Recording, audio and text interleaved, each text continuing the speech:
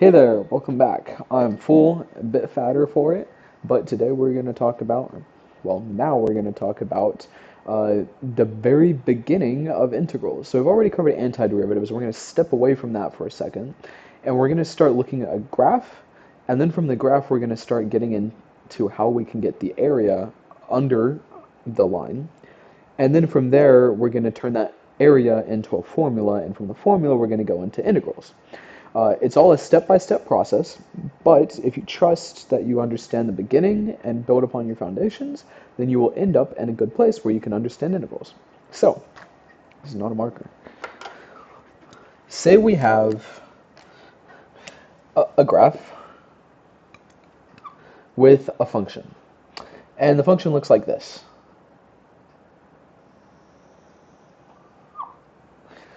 So it stops there, and we're just going to consider this domain. So, given domain A to B, and A is going to be at 0 just for kicks. Actually, we'll just make it right here, just so we can incorporate A as a term. So the domain is A to B. And I ask you the question, what is the area underneath this curve? So all of this right here, and the x-axis being the other boundary, what is the area under that curve, and how can we find it? So the basic way that you can do it, to at least get an estimate, is you can draw rectangles underneath it. I'm going to make this steeper just so you can kind of see how this works a bit better. Okay, there we go. So domain stops there. What I can do is I can draw rectangles. I can draw a rectangle here,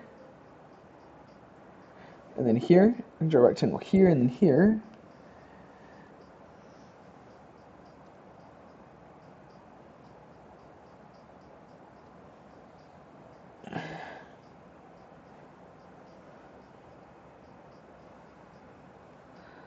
And there it stops. So all these rectangles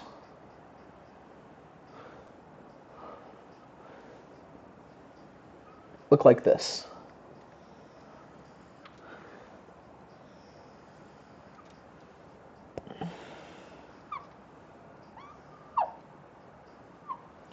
And this works because when we're calculating the area, we're just counting the amount of squares that are within a given area. So if we have the sides, we can then multiply base times height to get what we want. So 1, 2, 3 for here, and 1, 2, 3. Well, what we're doing on this graph is we're taking section 1, section 2, section 3, section 4, and so on, and adding them together. So if in this little square I go 1 times 3 is 3, plus, so 3, plus, change in x would be 1 times height of 3 is 3, plus 3 for here, plus 3 again, we get 1, 2, 3, 4 equals area of 12. Or we could go 1, 2, 3, 4, and 1, 2, 3, boom, we have an area of 12. Same concept applies to this entire graph right here. We're just trying to figure out how to get the area, except the base is going to be how much we go along the x-axis, and the height is going to be just a place on the y-axis. Now, you're going to say, hey, that's not going to work. You still have these areas that you're missing. Those, if you do the multiplication of base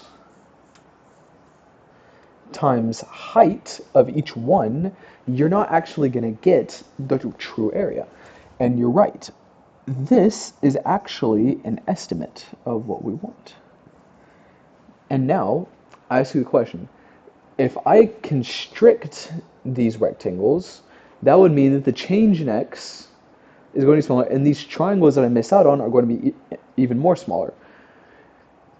And where was I going with that? Oh yeah, which means that my area will be more and more accurate based on what I want. So this is an estimate. Now they don't have to be on the inside. So you see over here, the height that I'm choosing starts on the left-hand side. So left hand, down, and rectangle. Left hand, down, and rectangle. Left hand, down, and rectangle. Left hand, down, and rectangle. Left hand, down, and rectangle. and I don't do it on the other side. This is where it changes. I shouldn't have done that. That's my bad. So if I do that, I'm going to get what it is. Let's redraw this, and I'll show you what it's like if I do it from the right hand.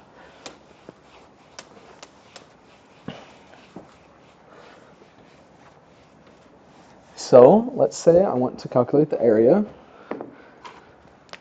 of this curve. Just a basic quadratic. So this is going to be A.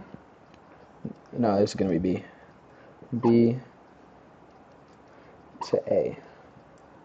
What I'm going to do is I'm going to do it from the right hand this time. So when I draw my rectangle, I'm going to put the right edge corner, this one, on the curve. So I'm going to choose an arbitrary amount for my base, which is going to be my change in x. And it'll just be the base. So I'm going to go, let's say it's 1. So I'm going to move over 1, and then I'm going to have rectangle, and then down. Nothing really happens because it's so low. Going to move over 1, down. The height is a little more, but not quite. Move over a bit. Same change in x. Here's my rectangle. Going to do it again. Change in x of 1. Going to do it again. 1. And again. And my last one. So that's where B is. Oops. Okay, so now if I want to estimate the value of this curve, or the area under the curve, all I have to do is do base times height, so height here, plus base times height, plus base times height, plus base times height, plus base times height, plus base times height, plus base times height. Easy. And then I get my area. So how do we convert this into a formula? What is a way that we can put this or derive it mathematically using symbols? Well, first, I want to draw your attention to the fact that this is an overestimate. The previous one was an underestimate. Remember how it had space underneath the curve it was missing? Well, the one that this one has that is over the curve, it's on top, so it's extra than what we're trying to calculate. Which means we're going to overestimate the area under the curve when we add all our rectangles together. And there's one final one, that's the midpoint, where, actually before I move on, I'll just draw that one, the concept.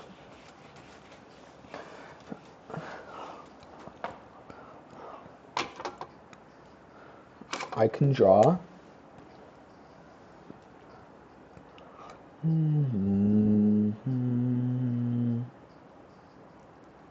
let's draw something steep. Okay, so it's going to cut off here. Remember, boundary of A to B. Let's choose this as A. Okay, so with a midpoint, we're going to keep our change in x as 1, so every base of a rectangle is going to be equal to 1. So I'm going to move over 1. But the point at which my rectangle has its height is going to be the halfway point. So halfway between the x is going to be right there. I'm going to do it with this one.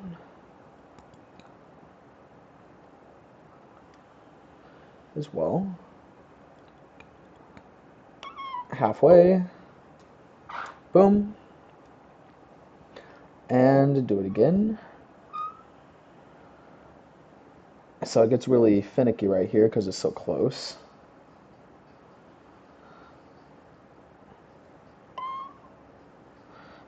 Just pretend the middle of the top crosses it.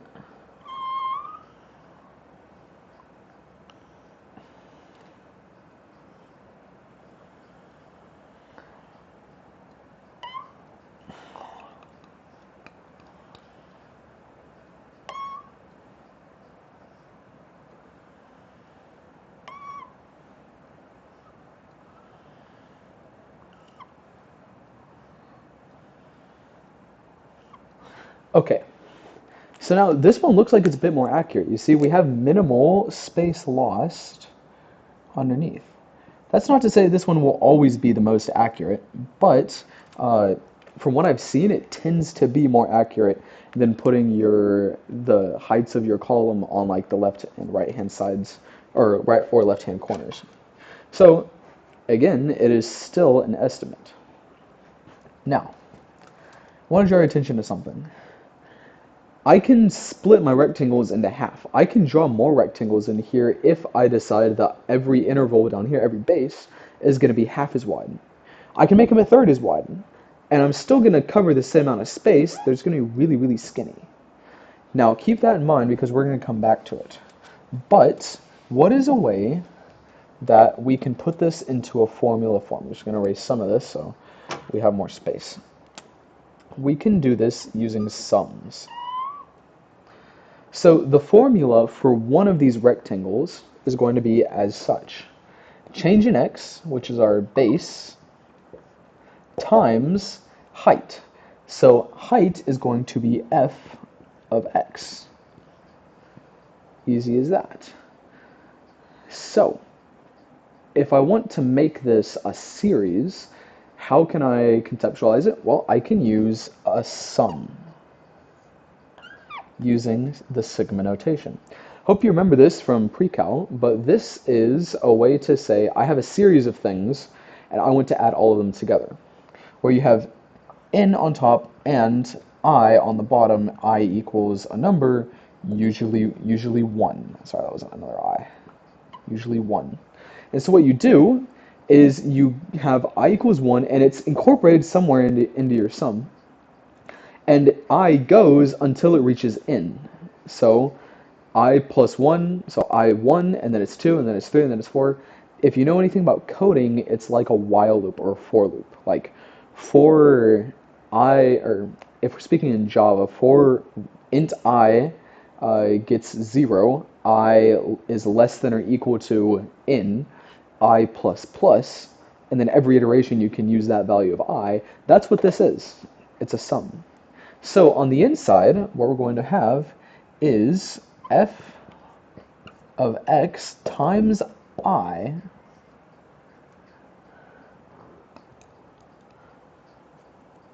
times the base. So when you have this, you now have your sum. So I'm going to pretend this is b, so I can explain this. What are each of these individual components as from the graph? Well, change in x is going to be equal to b minus a, which is just the distance between b and a, over n. So why is it divided by n? That's because it's telling us how many intervals we're going to have. So right here, I have 3 intervals, 1, 2, 3, to get from a to b. So n would be equal to 3, because I have 3 subintervals. And based on that, the change in x between every single one of these is going to be b minus a, which is the distance, divided by 3, and that's the length of a single subinterval, which means change in x is going to be that. Now, what is x itself? So these are called midpoints, I'm pretty sure, and they are every single one of these. Boom, boom, and boom. So how do I actually, it could also be considered this one. How do I decide which one I'm going to use? Or how do I define x? I is already defined, but we're asking, I is telling us which one of these to be on, so how do we define x? X can be defined as the change in, a plus the change in x times I. So what this is it tells us we're starting at a, and every single time we're going to add a single instance times I. So if it's I equals 1, then that is this subinterval. If it's I equals 2, we are now this subinterval. And it keeps going. So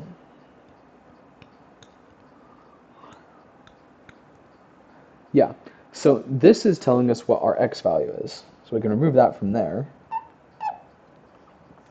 This is just telling us our x value. It's not telling us a distance per se. It's telling us the location that we're going to be at. And so f of x, f of this, is going to give us our height. And then height times the length of our base is going to give us the area of a rectangle. So when we have I equals 1, we're going to go over here. 1 times change in x plus a is going to be our first x value. And we're going to plug our first height. And then change in x is just the change in the base, and it's the base of the rectangle. And we're going to note that, and then we're going to go back, and we're going to make I2. And we're just going to iterate and iterate and iterate. And for this one, it would be 3 times until we finally finish our sum, once I becomes n. And then once everything is added up together, we're going to have the sum of all of these rectangles. So, that's not too hard, is it? Now let's make it a bit more complex. Sorry. So, this right here, this formula is telling us not how to do the area for any of them. It's actually telling us how to do the right-hand sum. So what does this actually mean? There are 3 types of estimative sums. I'm saying estimative because there's one other, which is more full, that is perfect. But these are estimates. So remember when I said you had the corners, like right-hand corner, left-hand corner, or the midpoint touching the line? Well, each of those 3 have their own x formula for the sum. So the midpoint formula is going to have x equal to a plus change in x I minus 1/2 change in x. So if you think about this in your head, what's it going to do? This part right here is going to be the same as the right-hand one. This is Rn. This is Mn. What it's going to do is it's going to send us forward 1, but then we're going to go back half. And so that'll give us the height at the halfway point. And because of that, we can calculate this is the base and this is the height of our rectangle. Ln is similar and the least useful one, in my opinion, and it goes something like this.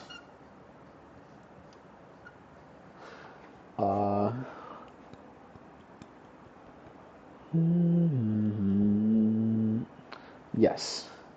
A plus change in x times I minus 1. And that's going to be it. What this does is we're still starting at A, but our first value of I isn't going to take us to the first thing. It's going to take us only this far, to the second one, or to the first, starting with the first one. And so we're going to calculate this, the height being here. So if we did this, it will look something like this. Let me draw it out for you.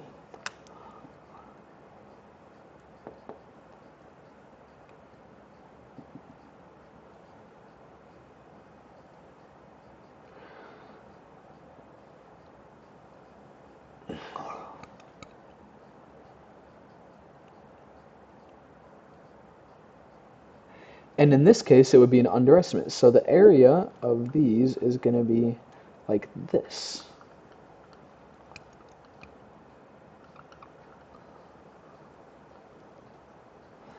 And as you can see, it's an underestimate. We have lost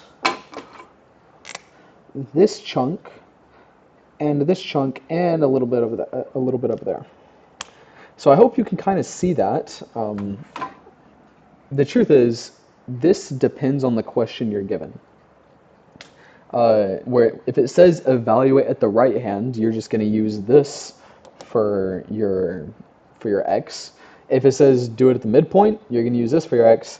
And if it says left hand, it's just going to be this for your x. Why? Because That's just saying where on the interval of the change in x we're going to choose our height to be. At the left hand, at the right hand of the rectangle, or in the very center of it. Easy. So I hope that makes sense. We'll get into how to evaluate these soon and be doing some practices. But keep in mind that the bare concept of this is we stick rectangles underneath a curve and then we do the base times height for every single one of them. And this is base times height for one of them. This little sum thing, the sigma, is all of them. And yeah, it's as simple as that. Anyways, I hope that was helpful. Certainly solidifying it for me. But yeah, thanks for watching.